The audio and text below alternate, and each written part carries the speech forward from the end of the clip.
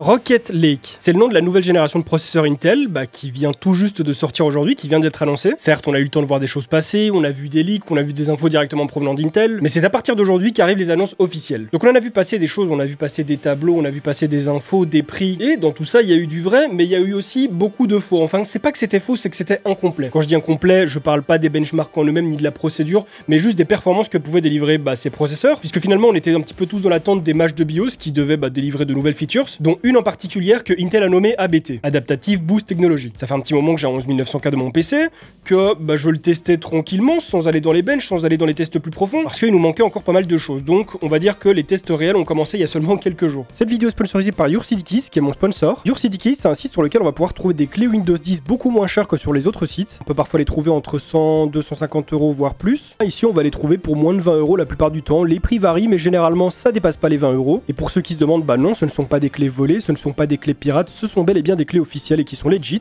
et ce sont des clés OEM qui ne fonctionnent qu'une seule fois sur un seul PC. Donc si vous formatez votre PC et que vous changez certains composants, vous ne pourrez pas réutiliser cette clé. Lors de l'achat, si vous rentrez mon petit code promo DD20 et que vous faites appliquer, vous aurez une réduction de 20% sur votre clé. Et alors sachez que ces clés, vous n'allez pas les recevoir par email mais directement dans votre user center sur le site. Et si vous avez le moindre problème d'activation avec votre clé, n'hésitez pas à contacter le petit chat en live qui se trouve en bas à droite. Ils vous répondront vraiment très vite et remplaceront votre clé. Du coup, un très grand merci à vous d'avoir regardé cette courte pub, ça m'aide beaucoup, et merci bien évidemment à YourCDKeys qui sponsorise ma chaîne depuis si longtemps. Et du coup, à partir d'aujourd'hui, je vais vous présenter cette nouvelle gamme de processeurs. Il y aura plusieurs vidéos. Aujourd'hui, on va surtout passer en revue la gamme complète et tout ce qui l'accompagne, c'est-à-dire référence, gamme, prix, socket, puisque oui, de nouvelles cartes mères apparaissent avec cette génération, les Z590, à savoir qu'elles sont également compatibles Z490 et B560. Donc, faut savoir que pour l'occasion, moi j'ai reçu ici un petit kit presse de la part d'Intel, merci beaucoup à eux. Et du coup, ce que j'ai eu l'occasion de tester grâce à ce petit packaging, c'est donc l'i9 et l'i5. Petit packaging qui, ma foi, est plutôt joli. On a donc dans le plus bas de gamme des deux l'i5 11600K qui fait partie de l'entrée de gamme d'Intel de cette génération, mais qui n'est pas le plus bas de gamme. On va également trouver du 11400, mais ça, on en parlera un petit peu plus tard dans la vidéo. Et ensuite, on a l'i9 11900K qui lui représente vraiment le haut du panier. Je vous montre le packaging de plus près. Intel, ils ont fait quand même quelque chose de plutôt sympa, c'est très cool. Évidemment, c'est pas quelque chose qui va s'acheter dans les magasins. Vous pouvez acheter les processeurs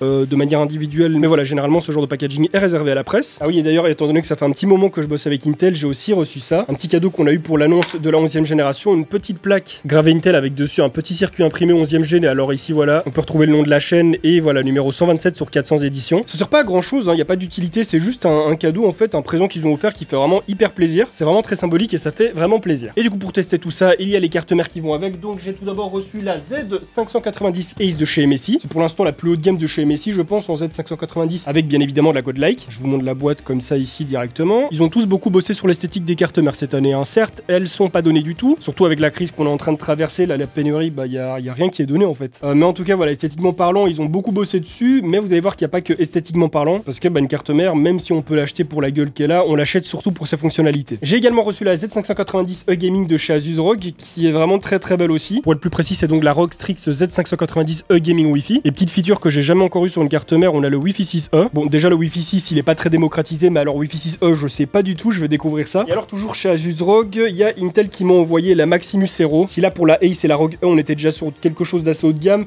là on est sur quelque chose qui s'adresse vraiment à l'overclocking. On est précisément sur la Maximus 8 Hero. C'est clairement pas une carte mère que t'achètes pour ne pas l'utiliser, pour ne pas y aller à fond. Sauf si t'as envie de flex un peu, bon, why not, mais ça fait quand même cher le flex. Clairement, on est sur une carte mère qui va permettre d'aller assez loin dans l'overclocking. Bon, moi l'overclock, vous le savez, c'est pas mon délire. Enfin, c'est pas que j'aime pas, mais je suis pas assez calé pour aller très loin. Je peux faire des overclocking de base sans problème, mais pour aller très loin, bon, on va dire que j'ai clairement pas encore le niveau et je pense pas en faire un jour ma spécialité. Et alors, dernière chose qui m'a été envoyée, ça, je ne le présenterai pas en détail aujourd'hui, je le ferai dans une vidéo très prochainement, parce qu'il y a quand même beaucoup de choses à présenter dans ce pack, mais voilà. On a quelque chose de plutôt gros, de plutôt mastoc. Un big pack que m'a envoyé Messi comprenant 11900K, la Z590 Ace que je vous ai montré, et leur nouvelle IO avec l'écran LED et tout, enfin bon, ça je vous en parlerai très prochainement, mais clairement c'est du gros packaging. Je suis vraiment super content et reconnaissant envers toutes les marques qui m'ont envoyé tout ça, parce que du coup je vais pouvoir faire pas mal de contenu autour de cette génération, mais du coup cette génération, il faut quand même qu'on en parle, parce que je pense que la plupart d'entre vous connaissent un petit peu mon rapport avec Intel, savent que j'aime beaucoup Intel, mais je ne peux pas simplement vous présenter cette génération en vous disant voilà, c'est beaucoup trop bien, allez-y, achetez, jetez-vous dessus, parce que même si cette génération peut être très cool, il y a des choses très intéressantes, précédente,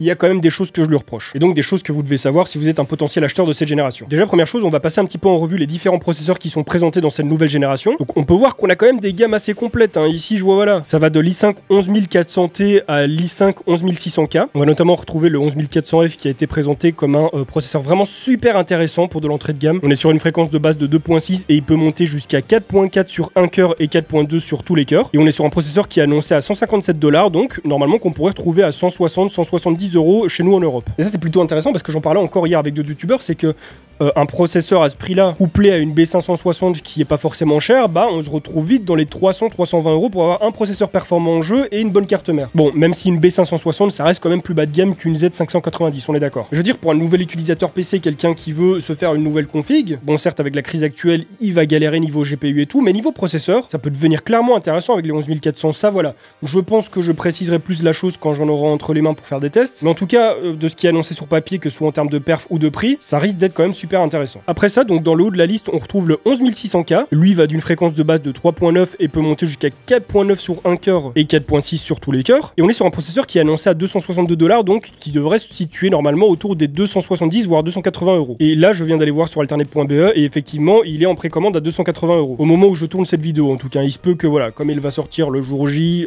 après l'heure annoncée, peut-être qu'ils seront déjà en possibilité d'achat sur le site. Enfin, c'est même sûr et certain, je pense, et peut-être que les prix auront changé d'ici là. Mais en attendant, à l'heure où je tourne ces vidéos, ce sont les prix qui sont annoncés, donc 280 € pour le i5 11600K. Vous allez me dire pourquoi je parle que d'alternate, pourquoi je ne vais pas sur d'autres sites comme Topacha ou LDLC. Bah, je vais vous montrer. Donc voilà. Après, bah, vous faites votre choix. Hein. Je veux dire, si vous voulez l'acheter à 50 € de plus, libre à vous, vous faites ce que vous voulez. Et non, à ce niveau-là, il n'y a pas de différence entre les prix belges et les prix français. Les prix ont toujours été les mêmes. Ça dépend des sites. Sachant que le prix qui est recommandé en dollars par Intel, bah, c'est le prix qui a déjà été calculé avec les marges et tout que font les commerçants. C'est Intel qui nous l'ont dit. Donc là, on est clairement sur une histoire de marge que prennent en plus. Si vous le trouvez plus cher qu'à 280 €, c'est clairement qu'il y a une marge supplémentaire qui est prise par la boutique. Pour l'instant, ce petit i5 là, je l'ai pas encore testé, donc j'ai pas de reproche à lui faire, ni même de critique positive, hein, j'ai absolument rien à en dire pour l'instant, parce que bon, bah, il a gardé le même nombre de cœurs que celui de la génération précédente. On est sur une fréquence qui est supérieure de 0.1 GHz, bon, c'est pas incroyable. On est sur une fréquence qui est supérieure de 0.1 GHz en turbo boost par rapport à son prédécesseur, donc on est sur quelque chose qui pour moi n'est pas encore négatif, parce que bon, bah, je ne peux pas le juger vu que je n'ai pas encore testé ce processeur, mais sur papier en tout cas, on est sur une upgrade qui est très très légère. Donc cet i5 il fera le sujet d'une vidéo entière,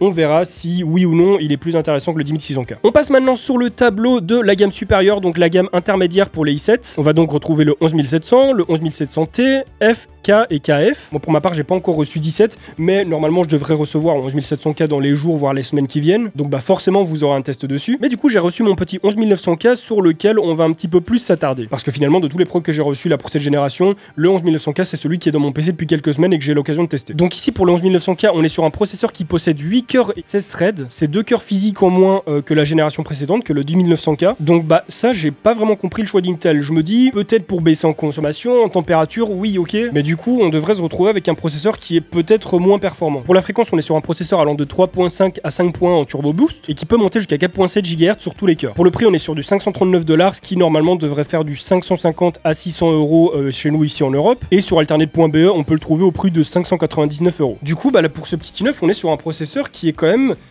plus bas en performance sur papier. On passe de 10 cœurs et 20 threads à 8 cœurs et 16 threads. Les fréquences sont plus ou moins similaires, donc ça, bon, pas forcément de reproche à faire. Et le TDP s'élève à 125 watts, donc ça n'a pas changé. Donc clairement, sur papier, on est sur quelque chose qui est vraiment très similaire, donc on pourrait se demander pourquoi faire l'upgrade en fait. Et le souci, et la raison pour laquelle aujourd'hui cette vidéo est peut-être incomplète, c'est que j'ai pas de réponse à vous donner. Pour moi en ce moment, ça ne vaut pas le coup de faire l'upgrade. Enfin, je suis désolé pour Intel, mais actuellement cette génération 11, elle pourrait s'adresser à quelqu'un qui veut passer d'une génération bien antérieure ou tout simplement se faire un nouveau PC qui n'avait pas de PC avant. Les prix sont corrects, ils sont normaux, on va dire, avec ce qui se passe actuellement. Si on va voir du côté i5, là, ça peut être très intéressant, mais bon, pour tout ce qui est i7 et i9, c'est pas forcément plus abordable que d'habitude. Là, pour l'instant, je suis plus dans l'optique de me dire que voilà, chaque année, Intel ont pris l'habitude de faire une nouvelle génération, c'est leur marketing, c'est leur façon de faire, et c'est pareil pour la concurrence. Et que même si j'ai un très bon présage pour la génération 12, et je suis clairement pas le seul, celle-ci, c'est plus, voilà, se dire, on doit en sortir une, donc on en sort une. En gros, si vous passez de la génération 9 à la 11, why not? Mais passer de la 10e à la 11e, ce serait peut-être pas forcément intéressant, ce serait peut-être de l'argent un petit peu jeté par les fenêtres. Et si je fais ça, c'est parce que il y a peut-être un argument qui vient un petit peu contrebalancer la chose. Et cet argument, on l'appelle l'ABT, donc l'Adaptative Boost Technology. C'est la nouvelle technologie sortie par Intel avec ses cartes mères, avec ses processeurs. C'est la raison pour laquelle d'ailleurs on a dû attendre aussi longtemps avant de faire nos tests. Parce que comme je l'ai dit, ça fait un bon petit moment qu'on les a ces processeurs. On n'est pas sur de l'overclocking, on n'est pas sur une amélioration du turbo boost, on est vraiment sur une nouvelle technologie à part. C'est quelque chose qu'il va falloir activer manuellement dans le BIOS. Et en fait, cette technologie, elle va agir sur les deux premiers cœurs en boostant leur fréquence. Ici, grâce à l'ABT, non seulement on va pouvoir passer de 5.1 à 5.3 sur les deux premiers cœurs, ce qui en soi, pour le multitâche n'est pas forcément super utile, mais pour le gaming ça l'est. Et ça aura aussi pour effet de passer à 5.1 tous les autres cœurs. Et en fait, sur papier, c'est super intéressant et c'est très prometteur. C'est encore assez nouveau, c'est encore assez instable. Il y a évidemment des corrections qui vont être faites, il y a des ajouts forcément qui vont être faits, ça va être réadapté. Mais en soi, l'idée plaît. La seule chose avec ça, et moi ça me fait un petit peu peur, on en a parlé avec Intel hier et encore aujourd'hui, c'est qu'en fait cette technologie, elle va agir très fortement sur la consommation et sur les températures. Par exemple, voilà, prenons mon 11900K comme exemple. Lorsque l'ABT, donc l'Adaptative Boost Technology, est désactivée,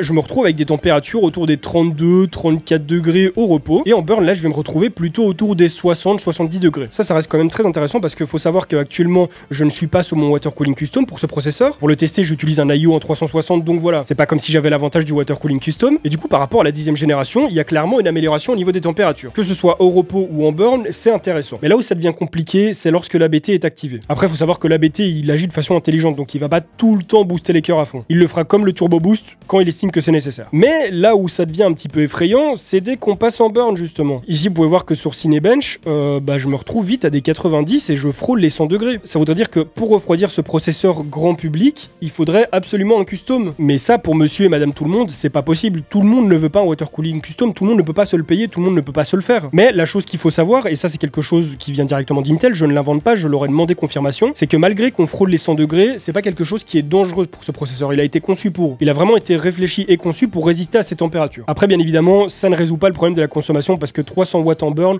c'est quand même un petit peu exagéré. Même s'il faut se dire que voilà, ces températures là, c'est du burn, on reste rarement à 100% sur le processeur durant plusieurs heures d'affilée. À part si vous faites des rendus très très longs qui durent plusieurs dizaines de minutes, plusieurs heures, là oui bon, ça va libérer des consommations assez importantes et une température assez haute pendant tout ce laps de temps. Mais au niveau des températures, Intel m'ont assuré que c'était pas bien grave, que c'est des processeurs qui sont faits pour résister à ça. Chose à savoir, cette technologie, donc l'ABT n'est disponible que sur les i9, plus précisément sur les K et les KF. En ce qui concerne les autres processeurs, les i7 et i5, je ne sais pas encore si ça va être développé dessus dans le futur ou non, mais pour l'instant, ce n'est pas disponible. Bref, cette technologie ABT, sur papier, c'est intéressant et dans ce qu'elle fait aussi, parce que c'est quand même pas rien de pouvoir gagner en fréquence sur un processeur juste en activant une fonction dans le BIOS. Mais du coup, maintenant, il faut voir du côté d'Intel s'ils vont réussir à faire un travail dessus pour réduire un petit peu toute cette consommation. Mais en tout cas, voilà, sachez que moi, je passe maintenant vraiment en phase de test sérieux. Évidemment, j'ai ma procédure très simple. Les jeux les plus joués, les logiciels les plus utilisés, un petit peu de 3D Mark, un petit peu de Cinebench, voilà, pour voir un petit peu niveau IPNIS où est-ce qu'on en est. Mais voilà, ma procédure à moi sera simple.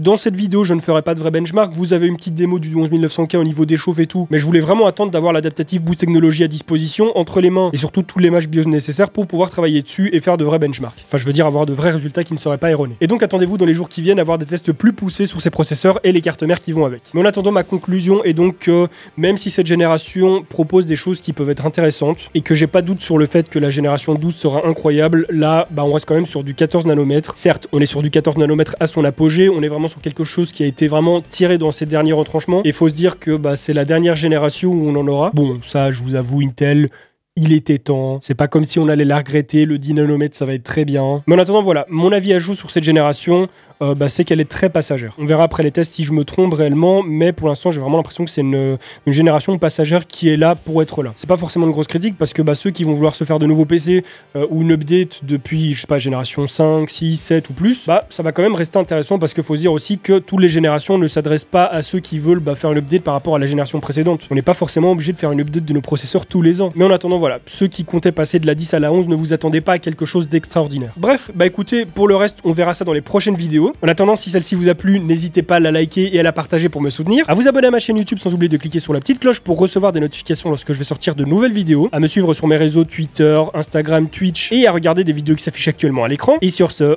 on se retrouve très bientôt pour une nouvelle vidéo. En attendant, portez-vous bien. Bye les gens.